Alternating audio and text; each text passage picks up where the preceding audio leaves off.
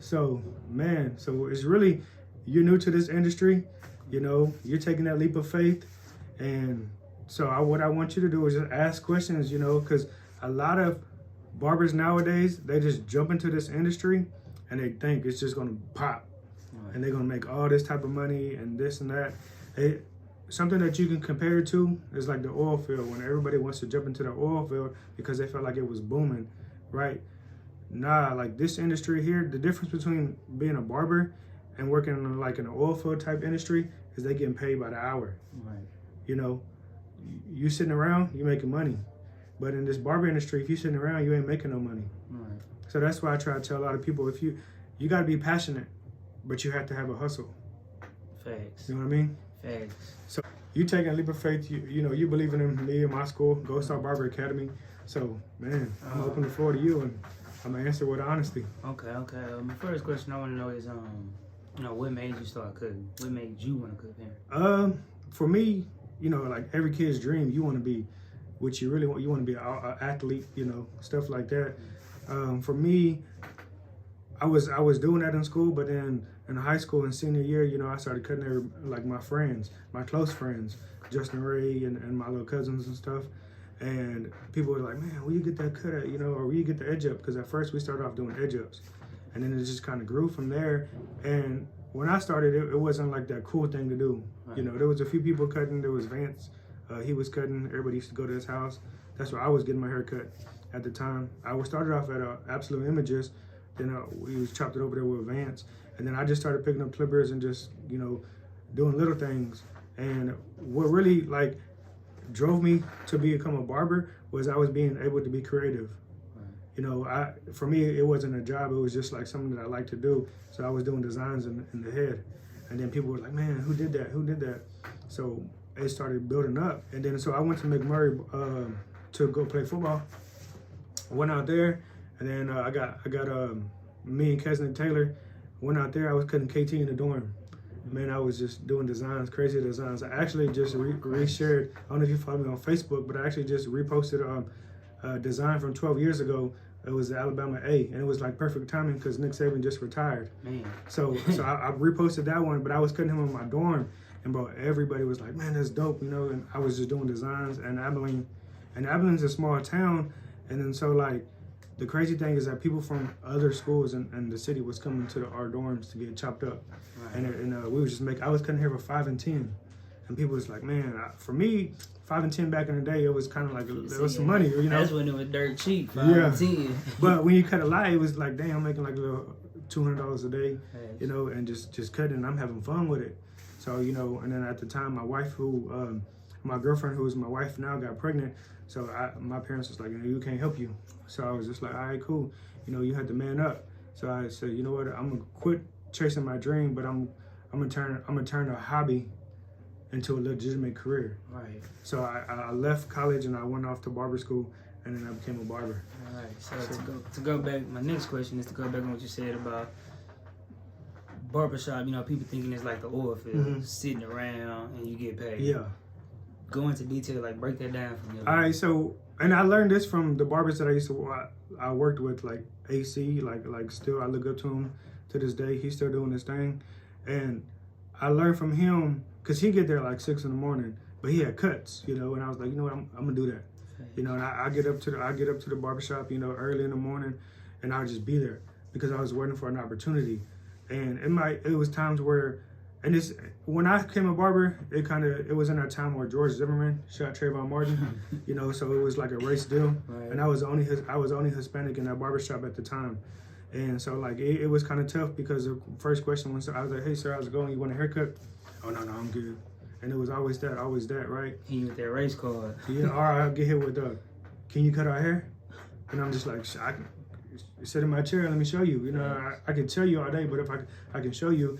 And the good thing though is a lot of my cousins are mixed. So if I went to the barber battles and stuff like that, you'll see my cousins, they're mixed. So I would tell them come in on Fridays and, you know, the busy days, and I cut their hair for free, you know, or I'll do some crazy stuff and people are like, oh yeah, you can give me next.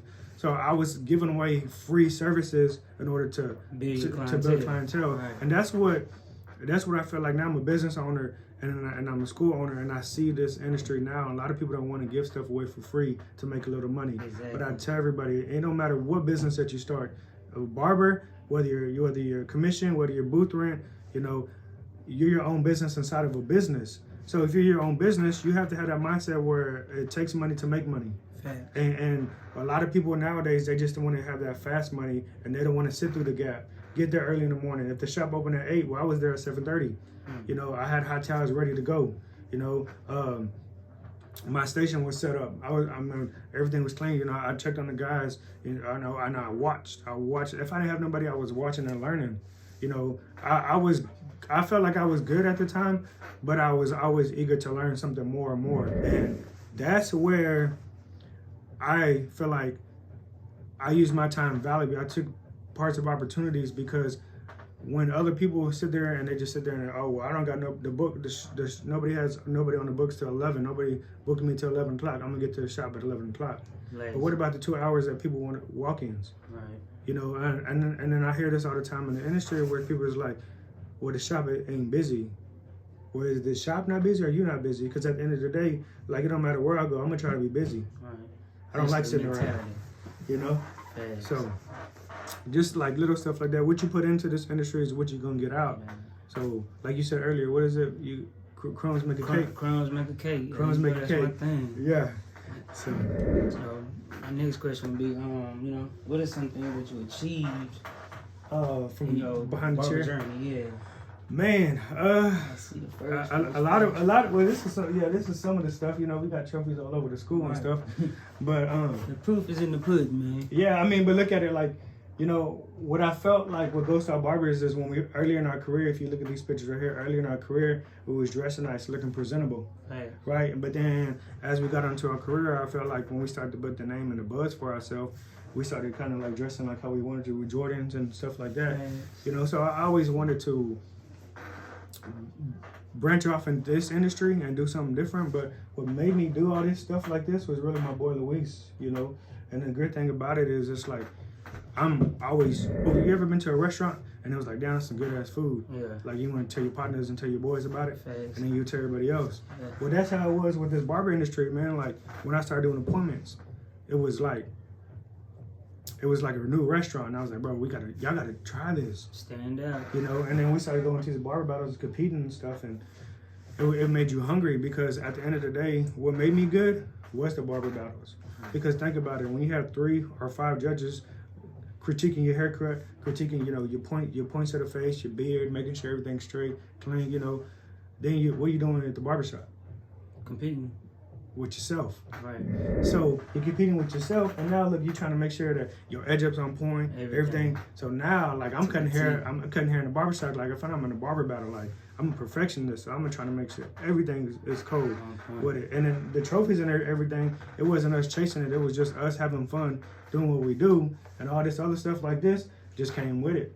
So when you're having fun with it, it's not a job. It's not a. You gotta think about it like this.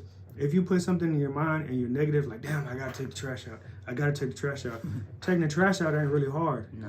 It's just something that you build up in your mind. So that's why I tell people, man, like this right here, it wasn't us about winning or losing. It was us about getting our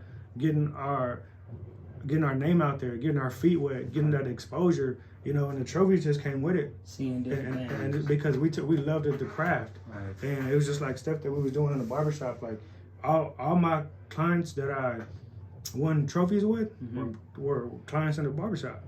And I just took it from the barbershop, did it on stage, and it was successful with it because my passion wasn't just at these barber battles. My passion was at the barbershop.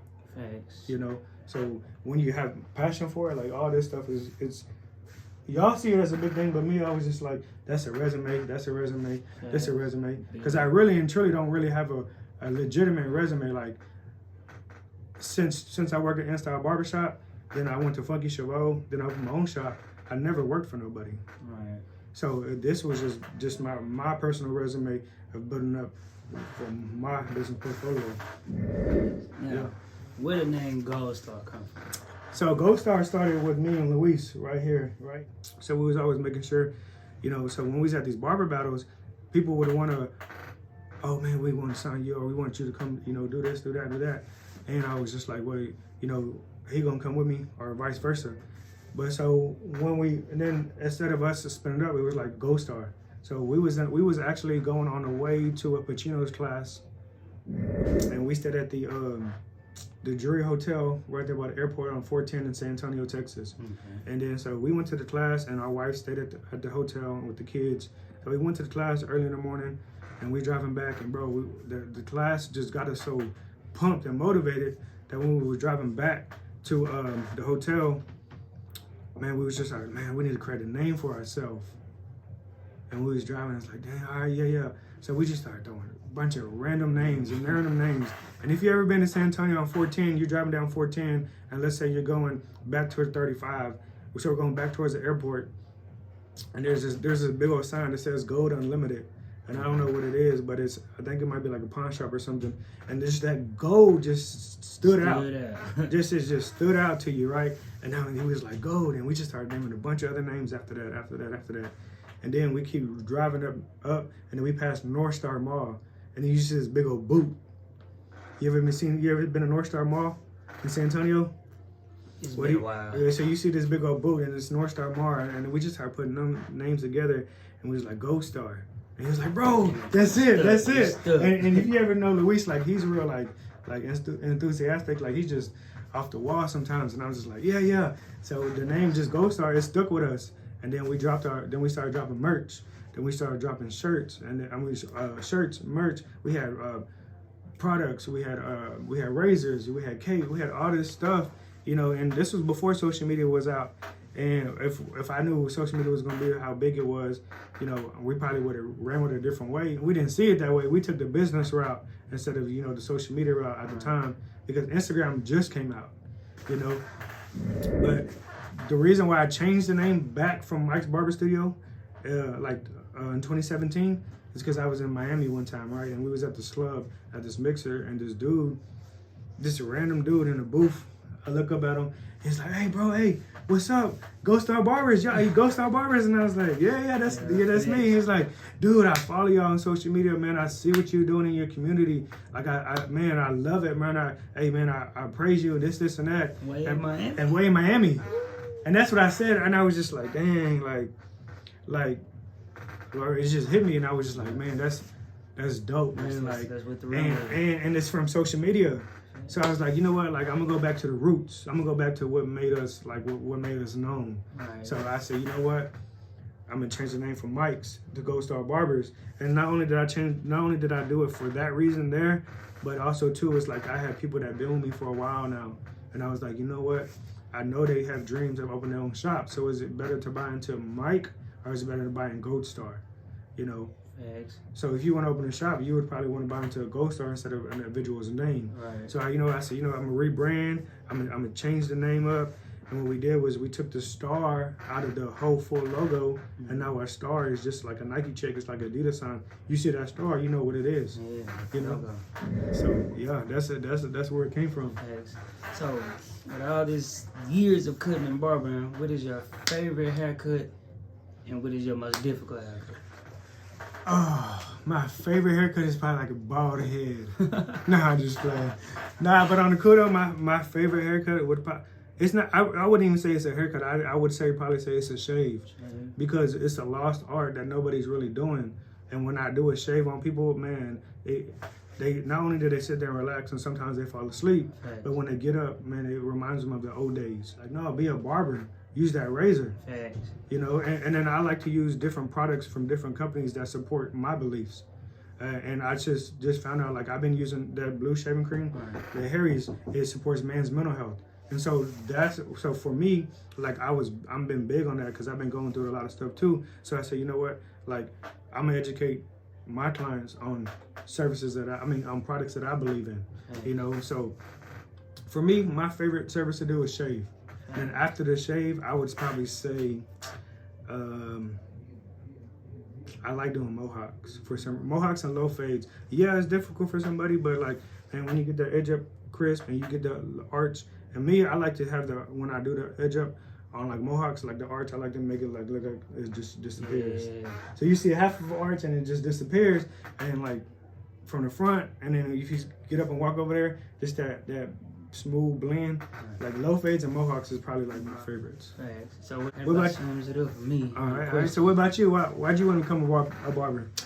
Just I seen the hustle in it. Like, I got a million hustles, so I just started looking like, you know, it's all about what you put into it. Yeah. And building your clientele and kind of being a people person. Yeah. So I kind of went with that route. And then even when I was young, I used to play with the Legos on people's heads. Yeah. So I always tell people, if you good with your hands, like you'll be good with clippers. And you don't have to draw that good, because a lot of stuff, when people say, oh, them designs, you got to draw to do that.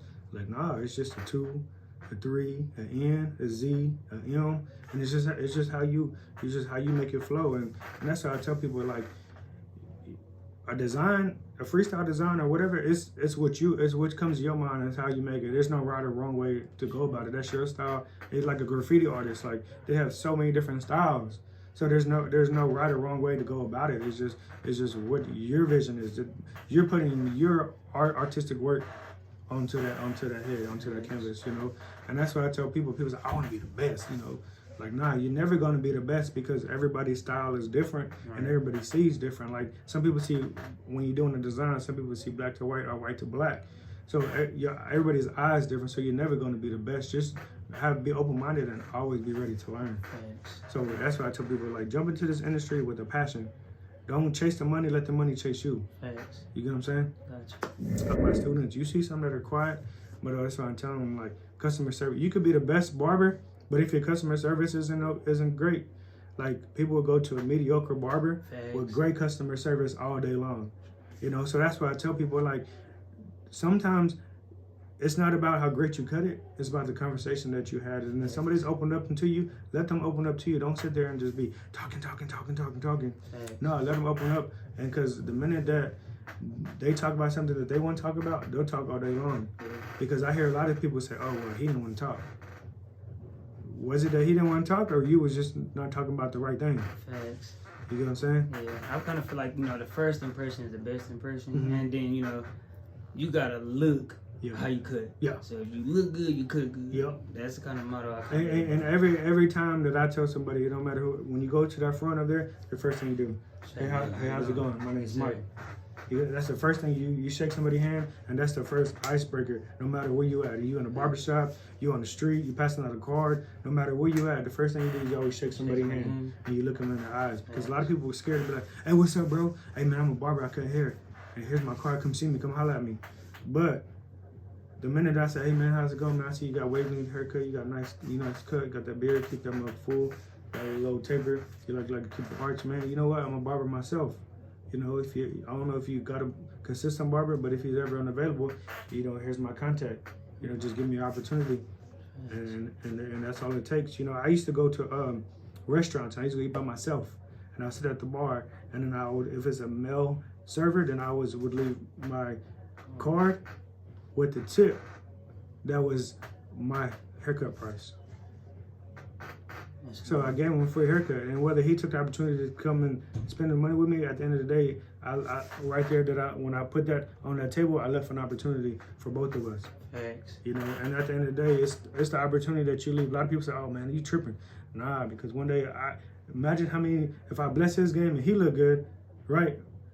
He taught, man, his customer service is through the roof. Thanks. You know, now I done built his self-esteem up, right? But now what he finna do? He finna, hey, y'all need to go see this guy. You need to go see this guy. You need to go see this guy. You know, so he's working there, and I don't know how many people he sees a day, but when people say, man, we got into you today, man, I went and got this haircut, and I want, you know, and the conversation, because guys like to brag. Facts. Right? Guys like to brag, and that's what I tell people, man. A guy will brag about whatever it is, and people are nosy. Whatever give them attention. Yep. And then people are nosy, so what they gonna go do? Go see what he was talking about, whatever he had going on. And that was my marketing scheme back in the day. Boom, boom, boom. And how I got my books full, because I used to be booked out 3 months in advance. You couldn't get a haircut with me at all. And people was like, man, you need to clone yourself. Sound like you famous. Hey, back then, it was just that system that I was creating, but I was at Funky Chevaux, only barber in the city doing appointments in 2012, 2013, right? But then in 2014, at the end of 2014, 2015, I was like, man, I do need to clone myself. But I couldn't I couldn't. People were like, man, you book. Who can I go to? And I would recommend barbers, you know, all over the city. But sometimes too, I got to the point where it's like, dang, I ain't getting no money off of that. Yeah, facts. Right. Better market. So I was like, you know what? Let me clone myself. Let me open a barbershop and let me bring the team in. And now I can boom, dish clients off to these guys, and they still making money. We're making money together, you know. So I was like, I'm gonna keep it in house. All in the family. Yep. So that's what I did. I created that barbershop, opened that barbershop, and then boom. You know, we haven't looked back then. You know, it fluctuates. Everything is good. It's all about the people that you hire, though. I just had a conversation with my boy this morning, and I was like, bro, when you hire people, you got to hire well for the attitude. Because you can train skills, but you can't train attitude. Thanks. You know? So that's what I said. When he said, how you been so successful? I was just like, bro, like, I'm training people who are hungry and need that push. If you need that push, then that creates loyalty, because now what I'm doing is for us, like for some people, like this pay that we make behind the chair is life changing. Mm-hmm. You know, you can buy your house, provide for your family, get you a car, get that car that you want to, you know. So when we do it that way, it's like, dang, like now they're loyal to you, because it's been plenty of times that people be like, man, hey, come work for me. Come work. You tell my barbers come work for them, Mm-hmm. and this is how you tell somebody's loyal or not, because they say, you know what, nah, bro, I'm good where I'm at. Thanks. You know. So that's the stuff that I be on. Thanks. Yeah. That makes sense. That makes Yeah. a lot of sense, man. Yeah. Give a little, get a lot. And at the end of the day, this is why I tell people are with their businesses, the first thing is like, oh, well, shit, nah, because they ain't gonna piggyback off of me, you know, or whatever. But if you want your business to be successful, Yeah. you got to train people to be you when you're not there. Thanks. You know what I'm saying? Type shit. Because how I gonna call? I can't call the restaurant and be like, hey, is Mike working today? No, he ain't in today. I ain't Oh, coming. fuck that, I ain't coming. Yeah. Right. So then the business ain't making no money. So I say, you know what? Now I got to train these guys to be me. So I got to critique haircuts. I got to be the guy. I got to be the asshole that nobody wants to be. Facts. And when you be the asshole that nobody wants to be, at the end of the day, when they leave you or later on down the line, they're like, man, you know what? I appreciated him for that. Yeah. You know, because at the end of the day, business is business and friends is friends. Facts. But at the end of the day, I got to put my business first, because the minute that you ain't making no money, you got to make decisions for your family. So I say, you know what, this is my business first, so I can never be in that position where I got to be like, dang, you know what, I got to pick the business over the family. Like, nah, I'm gonna make sure everything is straight and legitimate, and we rolling. Facts. Don't mix business with pleasure. That's always been one of my rules. Yo. So you gotta be able to fire your friends. Yeah. Facts. And cut people off. Because if you can't do that, I didn't feel like with some of my bestest friends. Yeah. Just, hey man. And you go through this like in life, like and like I would say I cut a lot of my cousins, but I don't cut none of my cousins no more. Why is that? And it's all love, because like it ain't, it's love, and I understand it, right? But at the same time too, it's like a supply and demand. Fair. Like I can't give you a free haircut on no Friday. Not every time. Right. Especially. I can't cut your hair. Yeah, I'll cut your hair. I'll give you that discount, but it got to be on my time. Facts. And then if it's on my time, well, I'm at work. Where you think I'm at? Yeah. When you get off of work, where you still think I'm at? At work. So I can't get free haircuts from like 4 to 7 on no Friday, on no Thursday, you know. Mm-hmm. So I was like, okay, I can do that. And then it got to the point where it's like, oh, you changed up. Like, no, I didn't change up. I'm running a business. Yeah. Facts. You know, and then so it's like, or you get this point where it's like, well, how come you don't share my post, right? But It's you go, free to do that. You go to another barber, you hype them up, share their posts, everything, right? And the minute that you don't got no money, you hit me up and be like, can you come out here for free? I ain't got it on hard. I said, well, damn, all that barber that you was showing all that love to, Why he ain't cut your shit? why he ain't cut your shit for free? And you don't even pay, you don't even trip to pay them the price that I charge. You know what I'm saying? Mm-hmm. So I don't even offer it no more, because at the end of the day, like I don't want to be in that position. I went through it and I don't want to do it again. So you know what? I'd rather keep the friendship that we got, the cousinship Keep we the got. yeah. You do you, I do me. Yeah, and if you want to spend money, everybody is able to book with me, because why? I don't call you. I'm like, hey, King, I got an opening today. You want to come in? Yeah. No, I put my books online, and whether you book it or not, that's on you. Okay. So when bro, we used to go out to like places and people like, oh man, shit, man, you don't fuck with us no more. This, what? God, Man. bro, you don't fuck with me. Nah, I said, you know how I know you don't fuck with me? Cause you don't book an appointment with me no more. Thanks.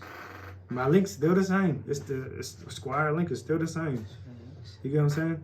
So it's just like stuff like that. And at the end of the day, like I understand, and I don't ever be like, damn, bro, you should have switched up. You don't went to another barber. I understand, like my prices is high because my time is valuable now. Back then, I was building all this stuff that I could do with all that, and I had time. But now I got all these. You asked me how many businesses I told you.